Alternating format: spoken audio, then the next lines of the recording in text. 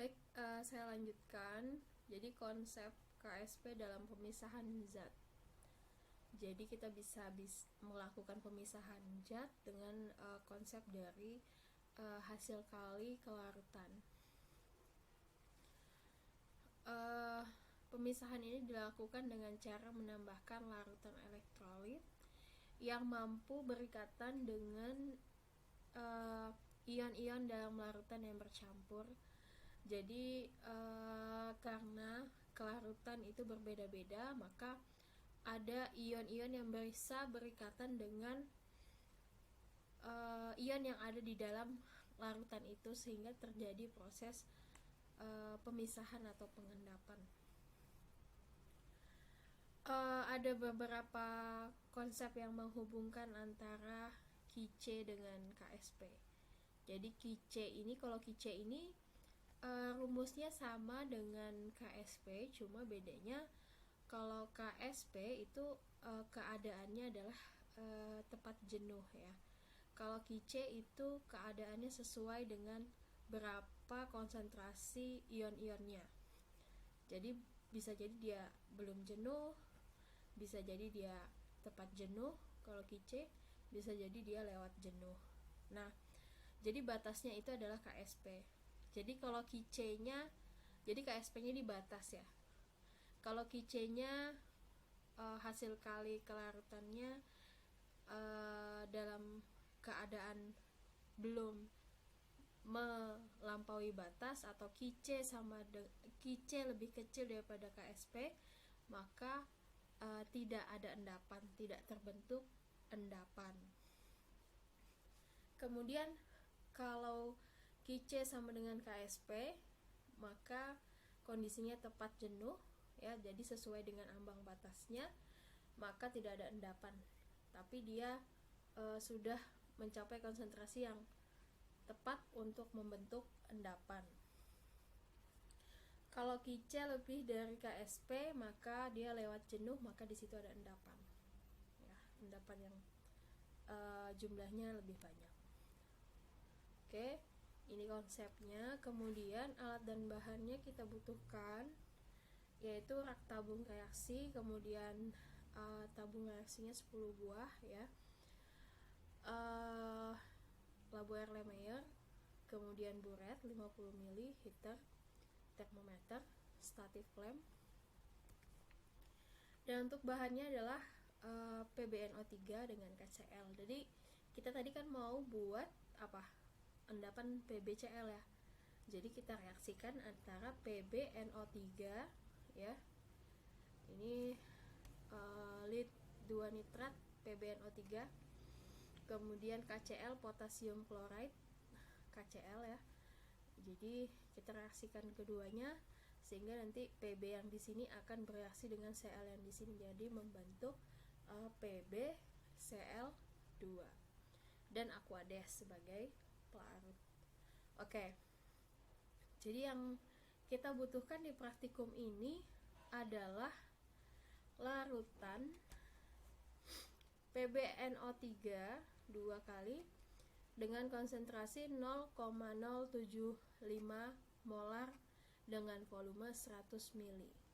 Nah, saya minta kalian untuk menentukan massa PbNO3 yang diambil di dalam sini, dan kemudian ditimbang, kemudian dilarutkan ke dalam Aquades itu berapa masanya ya. Tentunya sudah belajar ya tentang menentukan massa ketika membuat suatu larutan. Jadi ini dihitung ya, dihitung berapa massa yang dibutuhkan, massa yang diambil di dalam sini untuk membentuk PbNO3 0,075 molar sebanyak 100 ml. Dan hitung juga berapa massa yang diambil dari garam KCl ini jika kita mau membuat KCl dengan konsentrasi 1 molar sebanyak 50 ml. jadi 50 mili. Dihitung keduanya. Jadi buat perhitungannya. Kemudian buat prosedur kerjanya. Kalian kan semester lalu sudah pernah membuat larutan. Jadi kalau sudah tahu masanya, ditimbang, ya kan? Kemudian masukkan ke dalam beker, ditambah kuades, kemudian diaduk menggunakan batang pengaduk, kemudian masukkan ke labu ukur sesuai dengan berapa mili volume yang kita inginkan. Kalau 100 mili berarti kita pakai labu ukur yang 100 mili. Jadi masukkan ke dalam labu ukur, kemudian ditambahkan aquades sampai tanda batas. Ya, tolong diuraikan dan dihitung berapa massa yang dibutuhkan. Oke. Jadi ini nanti prosedur kerjanya saya minta ini diurai sendiri, hitung berapa massanya dan jelaskan step-stepnya berdasarkan pengalaman kalian di dalam lab pada saat membuat larutan. Jadi ini pembuatannya yang satu, yang kedua diurai. Nah, yang ketiga saya jelaskan. Setelah kalian buat 2 larutan ini, kemudian tempatkan larutan PbNO3 0,075 molar dan KCl 1,5 molar ke dalam buret ya. Jadi dua-duanya masuk ke dalam buret.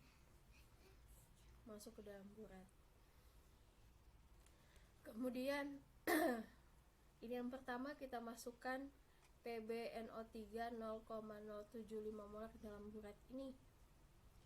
Kemudian kita siapkan 10 tabung reaksi 1 sampai 10, di mana kita teteskan pada masing-masing tabung reaksi itu 10 mili PbNO3 dengan konsentrasi 0,075 tadi. Jadi kita isi semuanya 10 tabung dengan menggunakan PbNO3. Ini paham ya sampai sini? 10 tabung ini isinya adalah PbNO3. Oke, kemudian tambahkan, tadi kita kan taruh juga di buret satunya itu larutan KCl ya. Jadi 10 tabung reaksi yang isinya tadi 10 mili PbNO3 ditambah lagi dengan KCl. Jadi tabung 1 ditambah dengan KCl 0,7 mili, tabung 2 1,0 dan seterusnya. Lihat di data sini. Oke. Jadi ini KCl-nya. Kemudian ditambahkan volumenya sesuai dengan tabel yang ada di sini. Ini tabung 1, 2, 3, 4, 5, 6, 7, 8, 9, 10. Campurannya adalah ini yang ada di tabel. Oke. Jadi sudah ada campuran PbNO3 dengan KCl dan KCl-nya menggunakan variasi volume. Kemudian setelah dicampur, kemudian dikocok tabung reaksi setelah pencampuran dan amati apakah terbentuk endapan atau belum. Nah, kalau terbentuk endapan kan tadi harus sesuai dengan QC lebih dari KSP ya. Jadi dia harus misalnya PB-nya 1 mol butuh Cl-nya 2 mol. Jadi kalau misalnya Cl-nya itu belum 2 mol, dia nggak bakalan bentuk endapan gitu ya. Jadi ada batas berapa mol Cl-nya harus dengan konsentrasi berapa harus ada sehingga dapat membentuk endapan tadi.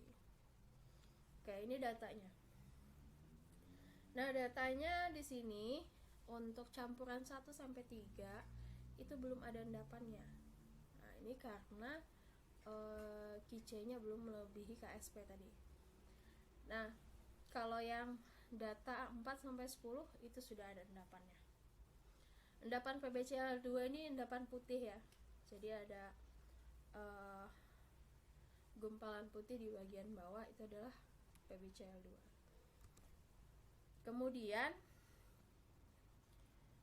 karena tadi yang ada endapannya itu nomor 4 sampai dengan nomor 10, maka yang kita lanjutkan itu 4 sampai 10.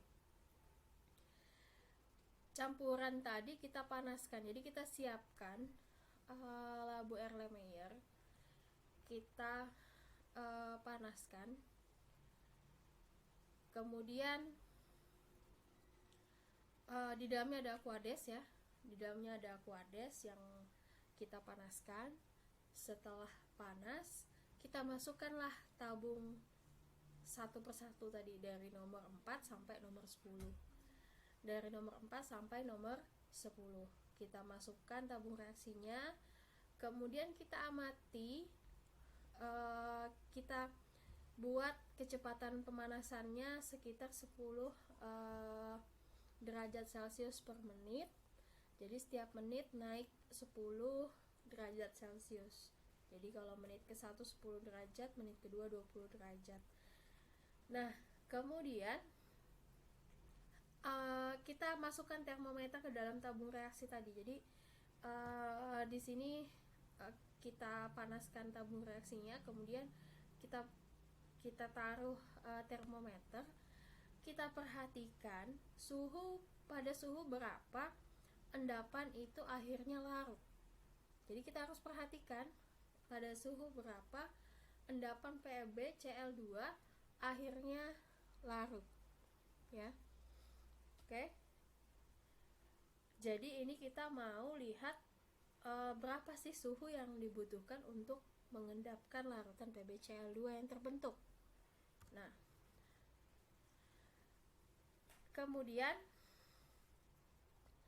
setelah itu nanti ada data ya, ada data. Nah, ini ada suhunya,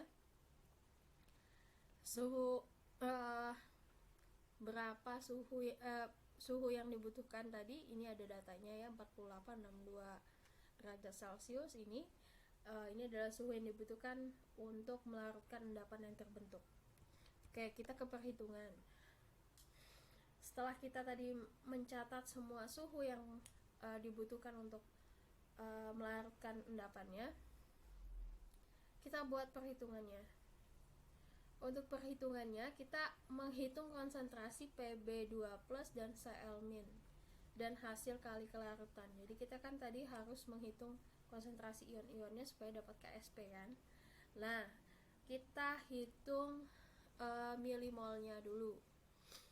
Milimol PbNO3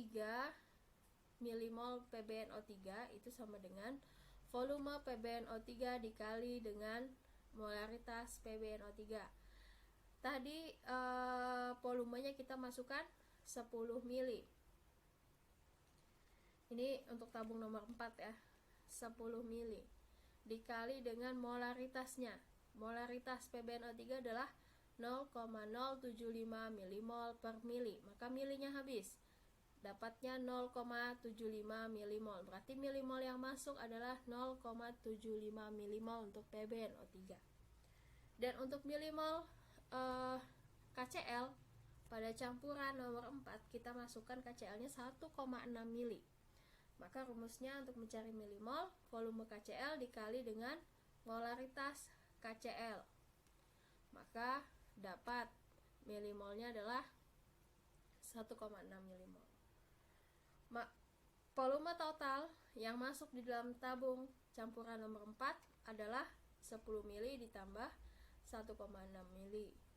Maka 11,6 mili. Kita buat reaksinya.